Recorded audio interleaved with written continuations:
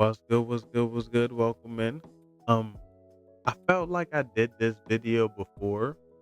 Like I swear I felt like I did this video before, but if it isn't done, then I'm gonna do it again. I probably won't say the same shit. If I do find it, then I'll figure it out, but I don't think I'd say the same. But let go. Jack the Ripper, the mysterious serial killer whose identity has long remained a mystery. DNA from a shawl recovered at the scene of one of his crimes has incredibly found a 100% match. The Jack the Ripper case is officially closed. That's not clickbait, it's a scientific. That's one of the oldest cases known to man. And you figured out who it was. I could have swore, like I said, I could have swore I did this story. And matter of fact, I'ma let it continue not to spoil the story for y'all, for the people who haven't heard about it. But yeah, I could have swore I heard this before and I could have swore I did a video, but it's crazy how his name starts to correlate. After 137 years, DNA evidence has confirmed his identity. We are going to reveal the name, the science, and the story. But what nobody tells you is how this man, a known and violent individual, was allowed to roam free and how the police knew about him. The evidence points to one person, and it's not who you think. This changes the entire legend. The 137-year-old clue. The story of the final reveal begins with a shawl said to have been found at the scene of the fourth slaying Catherine Eddowes. I'm bad for pausing it. I know y'all went into it, but the good question is, right? Think about this way. Who be holding on to all these cases? I'm not saying that you're wrong for holding on to it, so don't take offense. But who's be holding on to all these cases and be like, oh, connect this dot? You feel me? Because it's weird. You found the shawl where? Because if you're still investigating the same area, this is 100 years later. That area is not available anymore to be checked, looked at. So you feel me? It's like who's still partially investigating towards that? Not to say that it's wrong, because we need to find out these things. But you understand what I'm saying. If you got the same type of, not the same type of mind, but the same type of understanding that I got. For decades, this artifact was passed down, dismissed by many as a fake. You see, it was just one of many so-called Ripper items floating around. But in 2007, an author and amateur sleuth named Russell Edwards bought it at an auction.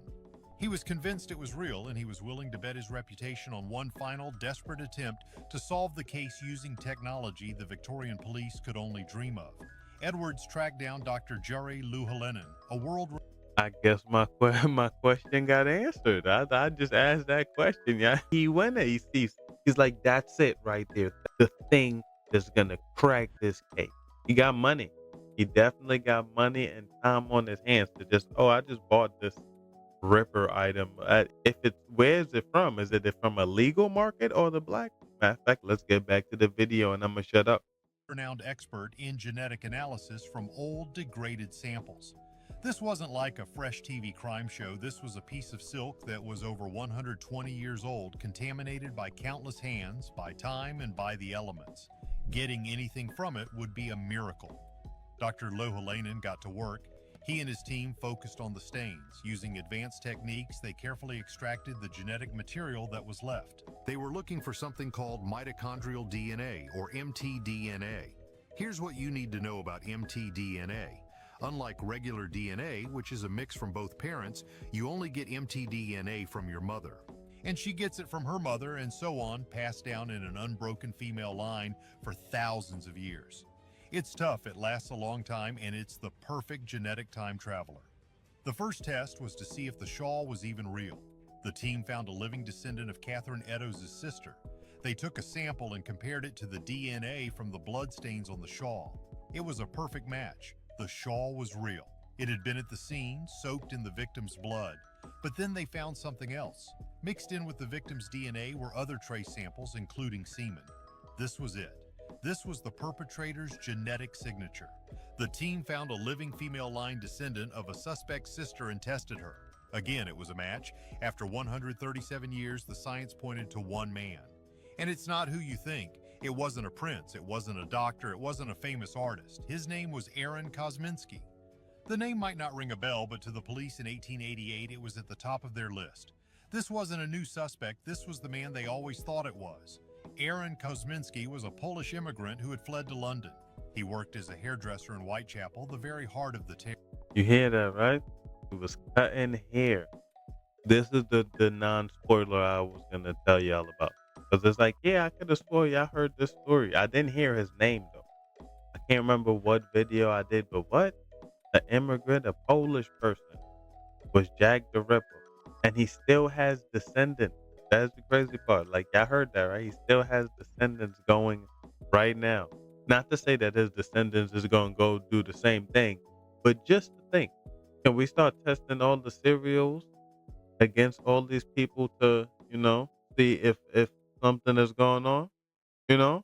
He was known to be mentally unwell, a man plagued by dark visions and violent rages. What many overlooked is that the top cops of the day practically shouted his name. Chief Constable Melville McNayton wrote a famous memo in 1894 that named Kosminski as a primary suspect. He described him as a man who had a strong homicidal tendency, but the most chilling evidence comes from Chief Inspector Donald Swanson. Swanson was the man who oversaw the entire investigation. He was there on the ground every single day. Years later, he got a copy of his boss's memoirs. In the margin of the book, right next to the section about the Ripper, Swanson scribbled a note. He wrote that the perpetrator was Kosminski, the man who was sent to an asylum and perished there. This is a bombshell. The officer in charge of the case knew his name. Kosminski lived right in the middle of the slaying locations. He was known to be violent. And then in 1891, his family finally had him committed to an asylum where he stayed for the rest of his life. And when did the Jack the Ripper slaying stop? Right when Kosminski was taken off the streets. Crazy. I mean, hey, we figured it out now. Happy they got him off the streets. He should have got worse, but we already know mental illness is crazy. And if that was his complete case, I don't want to say I understand, but I comprehend that he couldn't help as much as he could. But that's crazy. His family knew. Like I said, he still has family. They knew. And they let him live on his own. Well, it was different times. This is 137 years ago. Way different. Way different. Y'all tell me what y'all think in the comments.